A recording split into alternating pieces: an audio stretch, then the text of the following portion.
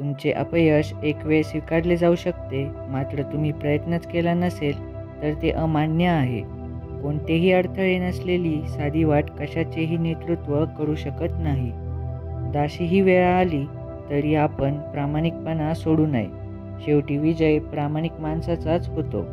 जशास तसे वागावं माणसाने, कारण समोरचा जोपर्यंत स्वतः दुखावला जात नाही तोपर्यंत त्याला दुसऱ्याचं दुःख चेष्टेचाच विषय वाटत असतो. वेळ खूप मौल्यवान आहे, म्हणून इतरांची काळजी सोडा आणि उंच झेप घ्यायला शिका. एकटं राहिलात तरी चालेल, पण कामापुरता वापर करणाऱ्या लोकांपासून लांब राहा. स्वतःच्या खोटेपणावर सुद्धा ज्यांना विश्वास आहे अशांसोबत वाद घालण्यात काहीच अर्थ नाही. माणसाकडे पैसे, प्रसिद्धी, सुंदरता, अहंकार, गर्व या गोष्टी कितीही प्रमाणात असू दे, त्यांची लायकी ही त्यांच्या स्वभावातूनच कळते.